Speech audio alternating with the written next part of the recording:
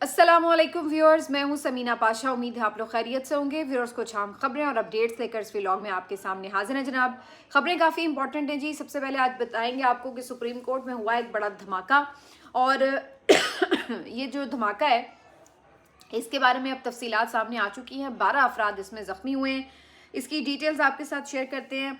Islamabad high court में आज अहम केस की समाअत थी, यानी इमरान खान साहब के ट्विटर अकाउंट की बंदिश के हवाले से जो हुकूमत की दरख्वास्त है तो उसके ऊपर समाअत थी। इस दरख्वास्त के ऊपर आज क्या कार्रवाई हुई है आपको बताते हैं। अडयाला जेल में आज मुलाकातों का दिन है, लेकिन कोई फिजा ऐसी नज़र नहीं आ रही कि सबकी मुलाकात हो पाए। तो कौन कौन जाएगा आज, इसके ऊपर भी बात करते हैं। और फिर जो अमेंडमेंट्स की बात आ रही है उसके ऊपर भी कुछ जिक्र करेंगे कि क्या रिएक्शंस मजीद आ रहे हैं 27वीं तरमीम के हवाले से।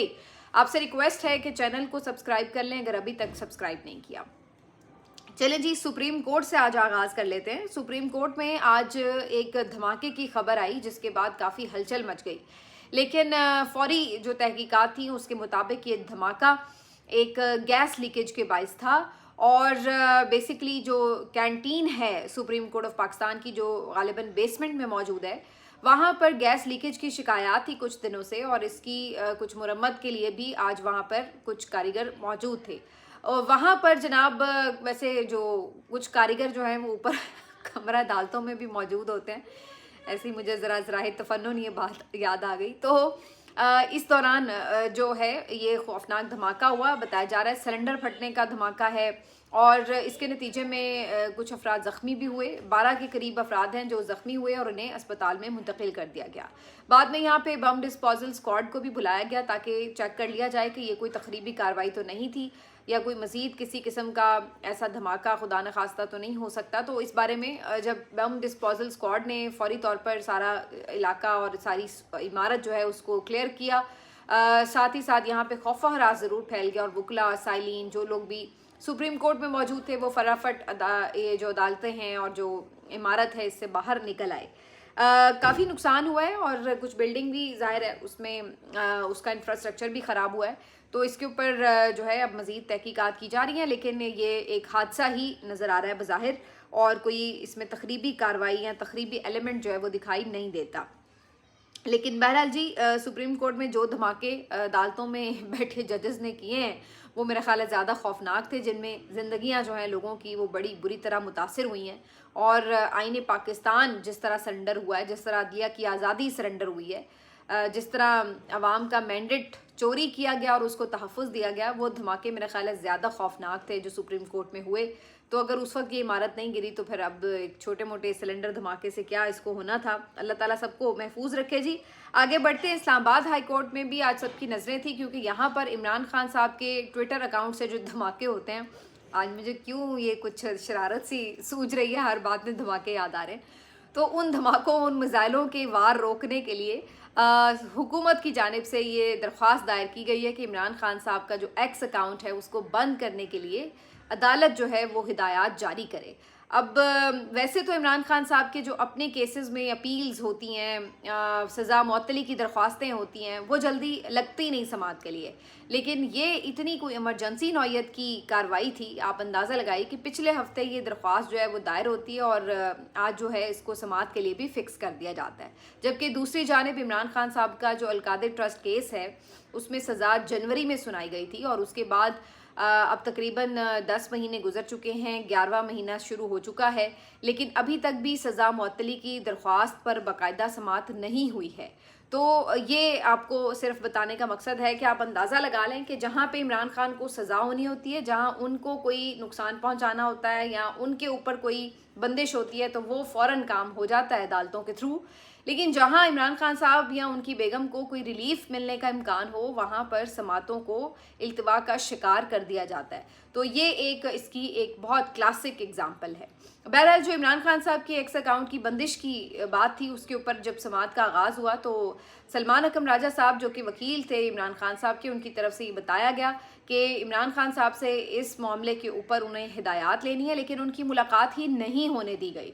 और फिर उन्होंने जज साहब के रूबरू ये भी बताया कि अगरचे जो लार्जर बेंच का हुक्म था आखिरी समाअत पर, اور جس میں یہ کہا گیا تھا کہ جی آپ جا کے عمران خان صاحب سے ملاقات کروائیں. سپرنٹینڈنٹ اڈیالہ جیل نے یہ بات کمرہ عدالت میں تسلیم بھی کی اور اس کو اکنالج بھی کر لیا, لیکن اس کے باوجود بھی انہوں نے ملاقات نہیں کروائی تھی. یہ 3 رکنی بینچ تھا, لارجر بینچ, اور اس میں جسٹس ارباب طاہر بھی شامل تھے. اور آج یہی جسٹس ارباب طاہر جو ہیں یہ سنگل بینچ کے اوپر یہ والا مقدمہ سن رہے تھے. تو سلمان اکرم راجہ صاحب نے اسی لیے ان کے سامنے وہ ذکر بھی کر دیا کہ آپ کا بھی اس میں آرڈر تھا, لیکن وہ آرڈر آج تک ہمیں تحریری شکل میں دیا بھی نہیں گیا, اور جو آپ کا وربل آرڈر تھا اس کے اوپر کوئی احکامات جو ہیں اس کے اوپر عمل بھی نہیں ہوا. تو جسٹس صاحب بڑے حیران ہوئے اور انہوں نے کہا کہ ہم نے تو سائن کر دیے تھے اس کے اوپر آرڈر کے, تو ابھی تک وہ آپ کو کیوں نہیں ملا. لیکن بہرحال وہ کیوں نہیں ملا وہ آپ کو بھی پتہ ہے کہ کس طرح اب ایک تحریری آرڈر حاصل کرنا بھی اسلام آباد ہائی کورٹ میں باقاعدہ ایک مہم بن چکا ہے, ایک کام ہے بہت بڑا جو بڑی مشکلات سے گزر کے کر لیا جاتا ہے. تو اب 10 دن گزر چکے ہیں لیکن وہ تحریری آرڈر مل نہیں سکا, اسی وجہ سے توہین عدالت کی درخواست دائر نہیں ہو سکی.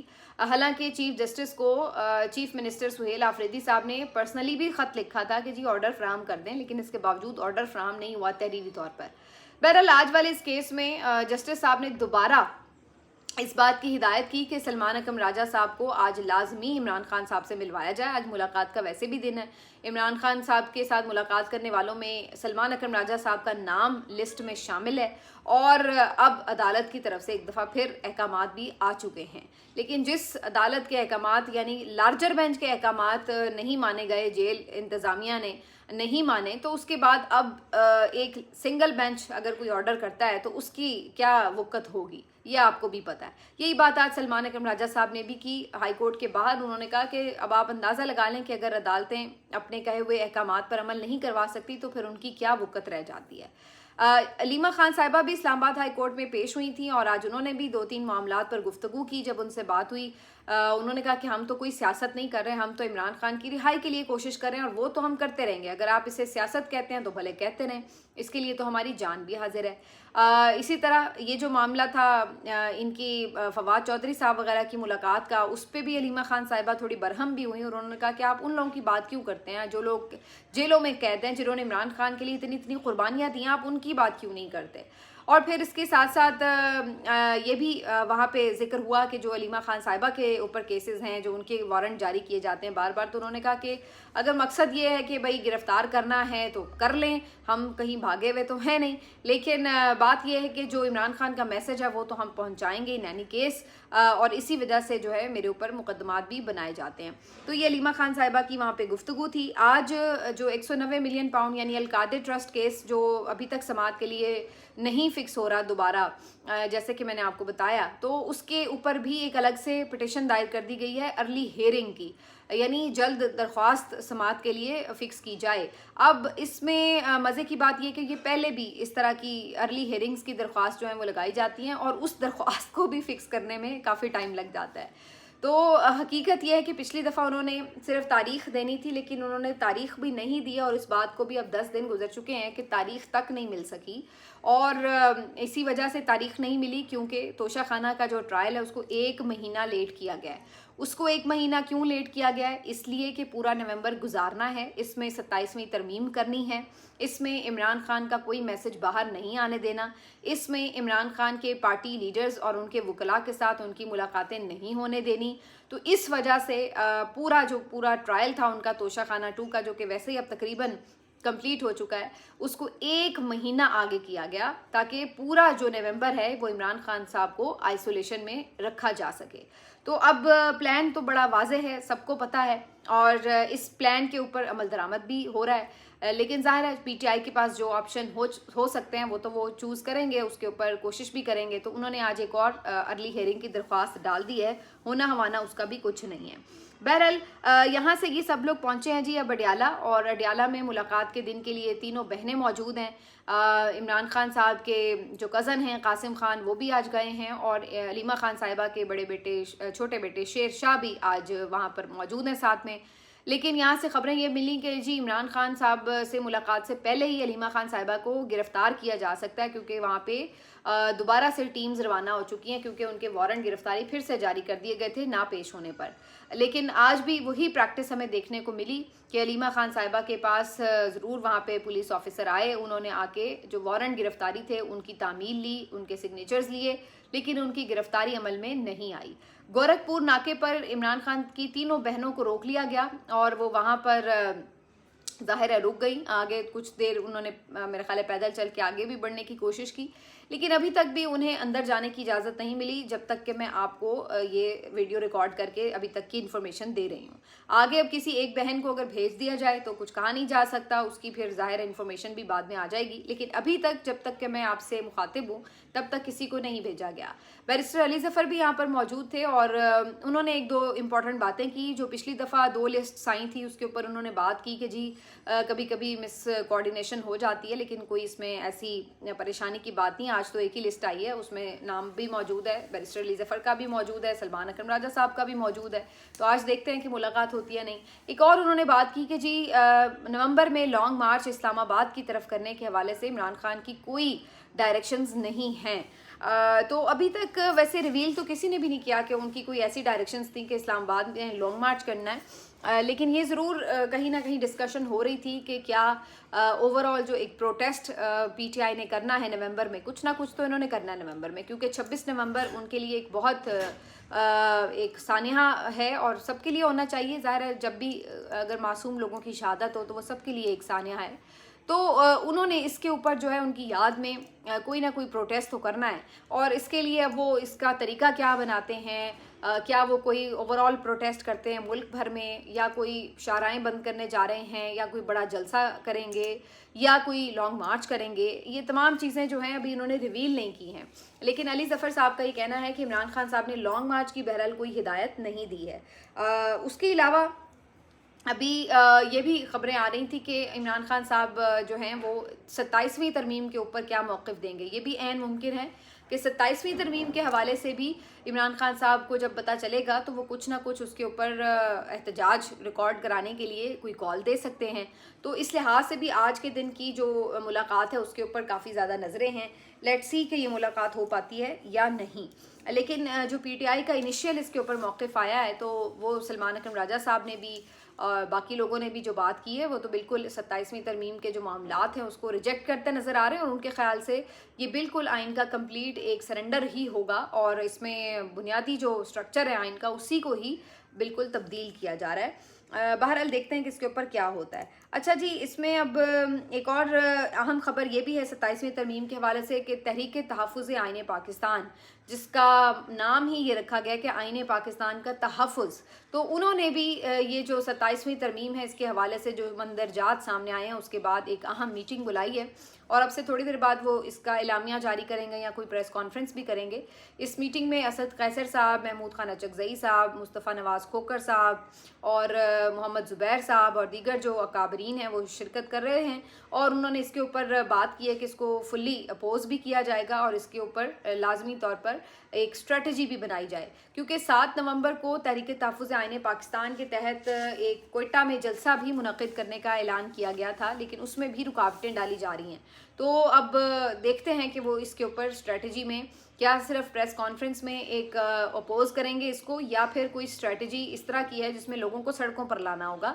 یہ بھی امپورٹنٹ ہوگا کہ ان کی جانب سے ریاکشن کیا آتا ہے۔ تو یہ ایک اب اہم اجلاس ختم ہونے والا ہے۔ دوسری طرف کچھ بات کرتے ہیں میڈیا کی بھی، کیونکہ میڈیا میں اب آپ کو پتہ ہی ہے کہ جو معاملات چل رہے ہیں ایک کنٹرولڈ قسم کی انوائرمنٹ ہے، اور 27ویں ترمیم کے بھی بہت سے معاملات کے اوپر گفتگو کرنے کی، ڈیبیٹ کرنے کی پوری طرح آزادی نہیں ہے، اور یہ بات جو ہے اب ہمیں مختلف ذرائع کنفرم بھی کر رہے ہیں۔ آج ایک کانفرنس بھی تھی، گول میز کانفرنس بھی تھی میڈیا کی آزادی کے حوالے سے، جس میں بڑے بڑے جید صحافی حضرات موجود تھے۔ تو حامد میر صاحب نے بھی اس کانفرنس سے خطاب کیا، اور انہوں نے یہ بتایا کہ بڑے عرصے سے ان کو یہ ہدایات ہیں کہ وہ لائیو پروگرام نہیں کر سکتے، یعنی براہ راست پروگرام نشر نہیں ہو سکتا، ان کو پہلے سے ریکارڈ کرانا پڑتا ہے، اور پھر اس کے اندر اگر کوئی چیز ایسی ہو جو کہ کسی کی طبیعت پر ناگوار گزرنے کا خدشہ موجود ہو تو اس کو ایڈٹ کر دیا جاتا ہے۔ تو تو اسی طرح مظہر عباس صاحب نے بتایا کہ جب ڈونلڈ ٹرمپ کو وزیر اعظم پاکستان اور حکومت پاکستان کی طرف سے امن کے نوبیل انعام کے لیے نامزد کیا گیا تھا تو اس وقت بھی یہ ہدایات جاری کی گئی تھی کہ اس معاملے کے اوپر آپ نے ٹاک شوز میں ڈسکشن نہیں کرنی ہے.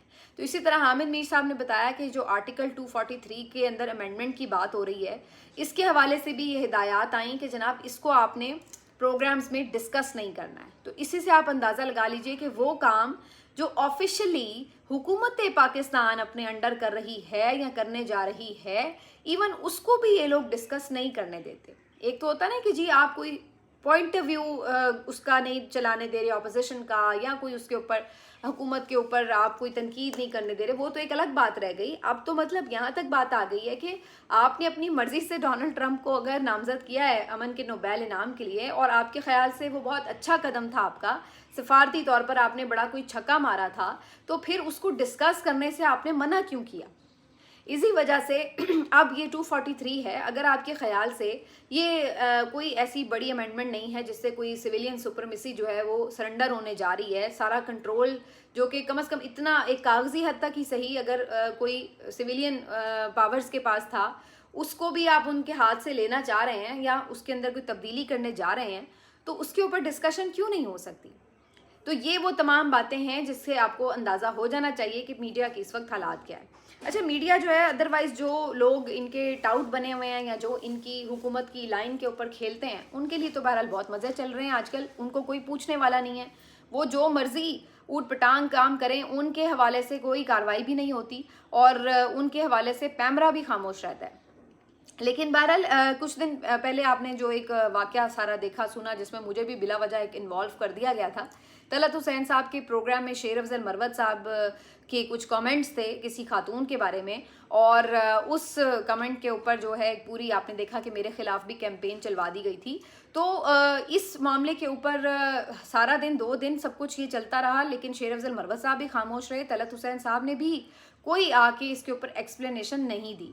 بعد میں شیر افضل مروت صاحب نے کافی ٹائم گزرنے کے بعد ایک پوسٹ کی ہے, شاید میرا خیال ہے فیس بک پہ پوسٹ کیا ہے, تو انہوں نے کہا کہ جی میں نے تو کسی کا نام نہیں لیا تھا اور وغیرہ وغیرہ, اور اس میں کوئی ایسی بات نہیں تھی, پتہ نہیں کیا انہوں نے اس کا, بہرحال انہوں نے اس پہ کنفرم نہیں کیا کہ وہ کس کی بات کر رہے تھے اور اس کا مقصد کیا تھا. لیکن دوسری طرف وہی بات شروع کہ میرے اوپر کیمپین شروع ہو گئی, مجھے گالیاں پڑ گئیں. اس شخص کا تو دنیا میں ایک ہی دکھ ہے کہ بھائی مجھے بہت گالیاں پڑی ہیں, تو بھائی اللہ کے بندے تو اپنی حرکتیں ہی ٹھیک کر لے, حرکتیں ٹھیک نہیں کرنی اور ہر وقت آ کے یہی روتا رہتا ہے کہ بھائی مجھے گالیاں بہت پڑ رہی ہیں. اچھا, دوسری طرف طلعت حسین صاحب جو ہیں وہ اپنے پروگرام میں انٹرو میں بتاتے ہیں کہ جناب یہ جو ہمارے ایک پروگرام کا کلپ جو ہے وہ لیک ہوا, تو اس کے اندر انہوں نے وضاحت دی کہ جناب ہم نے یہ آن ایئر نہیں جانے دیا تھا, اور یہ جب کلپ یعنی انہوں نے یہ الفاظ بولے تو اس کے بعد ہم نے چونکہ پروگرام ریکارڈڈ تھا تو اس کو پہلے ہی ایڈٹ کر دیا گیا, تو یہ الفاظ جو ہیں ان کے یہ آن ایئر نہیں گئے. اب انہوں نے کہا کہ اس کے بعد یہ کلپ اگر لیک ہوتا ہے, اس کے اوپر کوئی بات ہوتی ہے, تو پھر ہمیں آپ کیسے الزام دے سکتے ہیں, ہم نے تو آن ایئر نہیں جانے دیے. تو انہوں نے کہا کہ جی ہم تو بری ذمہ ہیں, ہمارے اوپر کوئی الزام نہ لگایا جائے. پر سوال یہ ہے کہ وہ جو کلپ آپ نے کاٹا تھا تو ظاہر ہے آپ کے ہی کسی پروگرام کے سٹاف نے یا آپ کے چینل کے کسی سٹاف کے پاس ہی پہنچا ہوگا, انہوں نے ہی لیک کیا ہوگا. یہ تو نہیں ہو سکتا کہ وہ آپ کے چینل کے باہر سے آ کے کوئی شخص جو ہے وہ لے گیا چپ کر کے اور آپ کو پتہ نہیں چلا. اور اگر ایسا بھی تھا تو کوئی آپ لوگوں نے انویسٹیگیشن کی کہ بھائی جب یہ پروگرام میں نہیں چلا کلپ تو پھر یہ لیک کیسے ہوا؟ آخر آپ ہی کے سسٹم کے اندر سے ہی لیک ہوا ہے نا. اور اگر وہ لیک ہوا تو پھر اس کو کیوں کر کسی کے ساتھ بھی جوڑ کر کسی بھی معاملے کے حوالے سے اس کے اوپر ایک کیمپین چلوائی گئی, تو اس کی انویسٹیگیشن کیوں نہیں کی گئی کہ بھئی اس طرح کی چیز لیک کیسے ہوئی ہے, کس نے لیک کی ہے؟ تو اس وجہ سے پھر آپ کے اوپر تنقید تو بنے گی. لیکن لوگ تو خیر تنقید اس بات پہ بھی کر رہے تھے کہ کلپ کا لیک ہو جانا یا وہ تو چلیں پھر بھی ایک طرف بات رہی, لیکن آپ اپنے آپ کو بڑا بری ذمہ ثابت کر رہے ہیں کہ جی میں تو بہت اچھا ہوں, دیکھیں میں نے تو اس کو آن ایئر نہیں ہونے دیا. تو سوال یہ بھی ہے کہ جو آن ایئر جو ہم نے لیک اس کا ایک کلپ میں آپ کے جو ایکسپریشنز دیکھے ہیں اس سے تو ہمیں نہیں لگا کہ آپ کو اس چیز کو غلط سمجھ رہے تھے, ان کے کامنٹس کو یا ان کے تاثرات جو آپ کے تھے, آپ تو ایسے لگ رہا تھا بڑا انجوائے کر رہے ہیں, آپ تو ہنس رہے تھے. تو اس سے تو لگ رہا تھا کہ آپ بڑے خوش ہیں ان کی بات سے, ایسا لگا نہیں کہ آپ ان کی بات سے کوئی انوائے ہوئے ہیں یا کوئی ناگوار گزری ہو آپ کو بات, اور آپ نے کہا کہ خبردار بھائی خواتین کے بارے میں ایسے ریمارکس آن ایئر نہیں جانے چاہیے. تو بظاہر تو ایسا لگ رہا تھا کہ آپ ان سے بڑے محظوظ ہوئے ہیں. لیکن بہرحال اب یہ طلعت حسین صاحب کی ایک پھیکی روکھی سی جو ہے وہ وضاحت ضرور اس پہ آئی ہے، لیکن اس سے الحمدللہ کوئی فرق نہیں پڑا. آپ نے جو بھی کیمپین چلوائی جو بھی لوگ اس میں پیچھے تھے، ظاہری سی بات ہے اس کا اندازہ لگانا کوئی مشکل نہیں ہے کہ کن لوگوں کو ہماری بات بری لگ رہی ہے. تو بہرحال اس سے ہمیں الحمدللہ کوئی فرق تو نہیں پڑا. باقی جی عمران خان صاحب کی بہنوں کی جو بھی ملاقات ہوتی ہے اور آگے کی جو اپڈیٹس ہیں وہ اگلے ولاگ میں آپ کے ساتھ شیئر کریں گے. اپنا خیال رکھیے. اللہ حافظ.